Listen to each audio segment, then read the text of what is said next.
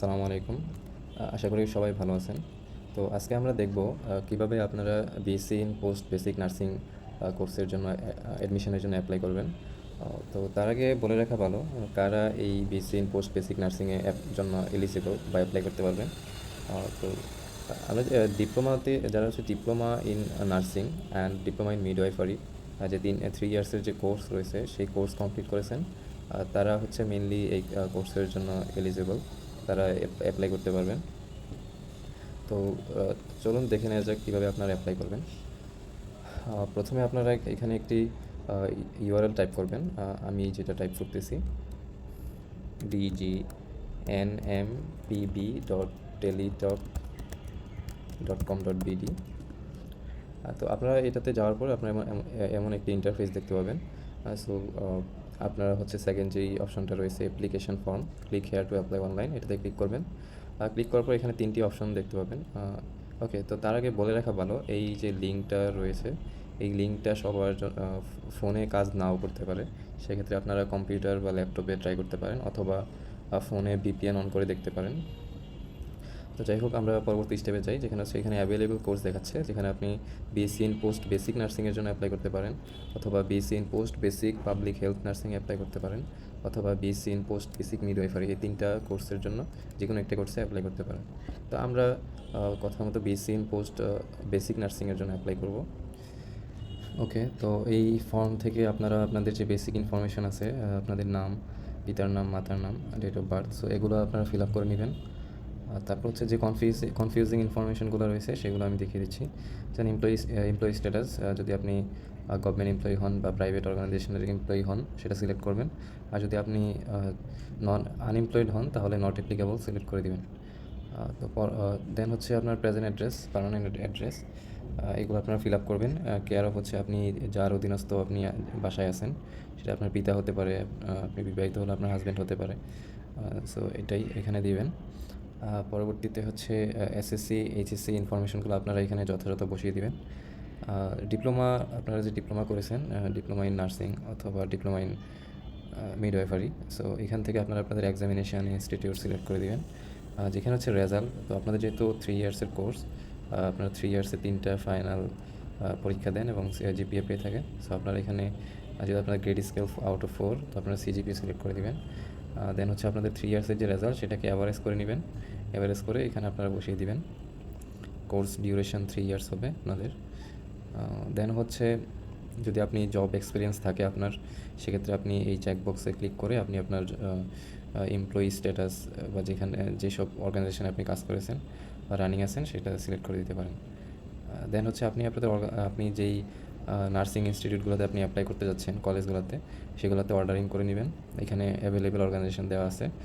তো আমরা যদি প্রথমে ঢাকা সিলেক্ট করি, ঢাকা, দেন যদি বগুড়া দেই বগুড়া, কাপাসিয়া হলে কাপাসিয়া, এইভাবে আপনি আপনার পছন্দের কলেজগুলো অর্ডারিং করে নেবেন। দেন হচ্ছে আপনি আদার কোয়ালিফিকেশান, যেমন আপনার নার্সেস ইউনিক আইডি, যদি আপনি আরএন দিয়ে থাকেন, আরএনের যে নার্স ইউনিক আইডি রয়েছে সেটা এখানে প্রোভাইড করবেন। ইয়েস ক্লিক করে আপনার এখানে একটা ফিল্ড আসবে, সেখানে আপনি আপনার আইডিটা বসিয়ে দিবেন। আরেকটা হচ্ছে আপনার provide your nursing midwifery council registration number. So আপনি ডিপ্লোমাতে পড়াকালীন আপনাকে একটা রেজিস্ট্রেশন কার্ড দেওয়া হয়েছে, সেই কার্ড থেকে যে রেজিস্ট্রেশন নাম্বার আছে 6 ডিজিটের, সেই রেজিস্ট্রেশন নাম্বারটা এখানে বসিয়ে দিবেন। আর হচ্ছে বিএনএমসি রেজিস্ট্রেশন রিনিউয়াল ইয়ার, আপনি দেখবেন যে ওইখানে ইস্যুয়ার ডেট আছে, সো ওইখানে যেই ইয়ারটা দেওয়া আছে সেই ইয়ারটা এখানে বসিয়ে দেবেন। দেন হচ্ছে আপনি যদি if you are a government employee, you have must minimum 2 years of experience in government service. So আপনি যদি গভর্নমেন্ট এমপ্লয়ি হয়ে থাকেন, সেক্ষেত্রে আপনার মিনিমাম 2 বছর এক্সপিরিয়েন্স থাকে, তাহলে আপনি এখানে ইয়েস সিলেক্ট করে আপনি ইয়েস সিলেক্ট করে দেবেন। আর যদি আপনি গভর্নমেন্ট এমপ্লয়ি না হন, অথবা গভর্নমেন্ট এমপ্লয়ি হলেও যদি 2 ইয়ার্স এক্সপিরিয়েন্স না থাকে, সেক্ষেত্রে আপনি এটাকে নো সিলেক্ট করে দেবেন। দেন হচ্ছে আপনি ভেরিফিকেশান কোডটা এখানে বসিয়ে দিবেন, এখানে যেটা ভেরিফিকেশান কোড দেখতে পাচ্ছেন সেটা। দেন আপনি এখানে চেকবক্সটা ক্লিক করে আপনি সাবমিট বাটনে ক্লিক করে দিবেন। সেকেন্ড স্টেপে আসার পর আমরা এখানে দেখতে পাচ্ছি যে আপলোড ফটো, তো আপলোড বা চেঞ্জ সিগনেচার, এই 2টা জিনিস আমাদের সেকেন্ড স্টেপে চুজ করতে হবে। তো তার আগে আমাদের অনেকের হচ্ছে ছবি তোলার পর ছবি আপলোড হয় না, এবং হচ্ছে সিগনেচার উঠানোর পর সিগনেচার আপলোড হয় না। যার মেন কারণ হচ্ছে এখানে দেওয়া আছে যে ছবি অবশ্যই 300x300 পিক্সেলে হতে হবে এবং সিগনেচার হচ্ছে 300x80 পিক্সেলে অবশ্যই হতে হবে এবং জেপিজি ফরম্যাট মেনটেন করতে হবে এবং এদের সাইজ হচ্ছে 100 KB, মিনিমাম 4 KB এবং ম্যাক্সিমাম হচ্ছে 100 KB হইতে হবে আমাদের যে ছবি ফটোর সাইজ। আর সিগনেচারের সাইজ হতে হবে 60 KB, 3 KB থেকে 60 KB।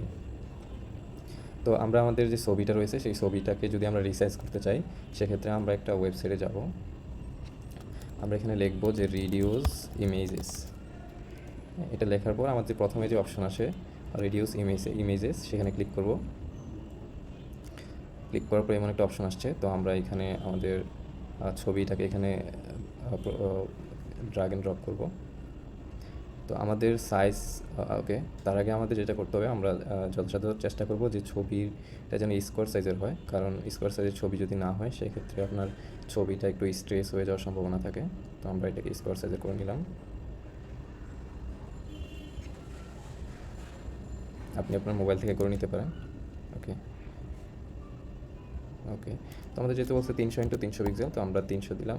পার্সেন্ট না, অ্যাকচুয়ালি এখানে আমরা সিলেক্ট করবো যে পিক্সেল সিলেক্ট করার পর আমরা এখানে দিব 300, যেহেতু আমাদের এটা অ্যাকচুয়াল স্কোয়ার সাইজ না সেক্ষেত্রে আমরা এই লকটা উঠিয়ে দিব। দেন এখানেও 300 দিয়ে দিব, 300। তো আমরা যদি এখানে সিলেক্ট করি রিসাইজ ইমেজ, হ্যাঁ আমাদের ছবিটা কিন্তু রিসাইজ হয়ে গেছে। ডাউনলোড। ওকে, সো পরবর্তীতে হচ্ছে আমাদের আরও একটি অপশন, সেটা হচ্ছে আমাদের সিগনেচার, সেটাকেও রিসাইজ করে নিতে হবে। তো আপনারা সিগনেচারটা নেবেন, নেওয়ার পর হচ্ছে মোবাইল থেকে ছবি তুলে দেন এটাকে যথাসাধ্য চেষ্টা করবেন যেন সাইজ দেওয়া যায় তাকে। তো আমাদের সাইজ ছিল 300x80, তো আমরা ওয়েথ হবে 300 আর ইয়ে হবে 80 দিয়ে দিলাম। তো এইখান থেকে আমরা রিসাইজ করে নিলাম। ডাউনলোড। ওকে, আমরা এখানে আপলোড করে দেবো। হ্যাঁ, আপলোড হয়ে গেল। দেন আমরা আমাদের সিগনেচারটাকে আপলোড করব। ওকে, তো ডান। তো আবার এখানে আমাদের আবার ডিক্লেয়ার করতে হবে যে ফর্ম আর কারেক্ট, আমাদের এই পুরো ফর্মটা কারেক্ট। ওকে, সাবমিট করে দেবো এখানে। ওকে, সো আমাদের এখানে হচ্ছে ফাইনালি আমাদেরকে বলতেছে যে আমাদের একটা অ্যাপ্লিকেশন কপি এখানে আছে, মানে আমাদের অ্যাপ্লিকেশন সাকসেস হয়ে গেছে, এখানে সাকসেসফুল। আমরা নিচে আসলে দেখবো যে এখানে আমরা কীভাবে পেমেন্ট করবো টেলিটক সিম ইউজ করে সেই ইনফরমেশন বা ইনস্ট্রাকশন দেওয়া আছে। তো আমরা আপাতত এখানে আমাদের ফর্মটাকে ডাউনলোড করে রেখে দিই। ওভারঅল এই ফর্ম পুরোটাকে আমরা আমাদের অফলাইনে রেখে দিব আমাদের কাছে পরবর্তী রেফারেন্সের জন্য। তো আমরা এখানে ডাউনলোড করে দিলাম। ওকে, আমাদের ডাউনলোড হয়ে গেল। তো আমরা এখানে পেমেন্ট যদি না করেন, আপনারা যদি পেমেন্ট না করেন তাহলে কিন্তু এই অ্যাপ্লিকেশন কিন্তু কী বলে অ্যাপ্লিকেশন সাকসেস হবে না। আপনি যখন পে করবেন, পে করার পরেই আপনার অ্যাপ্লিকেশন সাকসেসফুল হবে। সো আমরা পরবর্তী কোনো এক ভিডিওতে দেখব কীভাবে আপনারা পেমেন্ট করতে পারেন টেলিটক সিম ব্যবহার করে। তো সে পর্যন্ত সবাই ভালো থাকবেন আর চ্যানেলটি সাবস্ক্রাইব করে রাখবেন।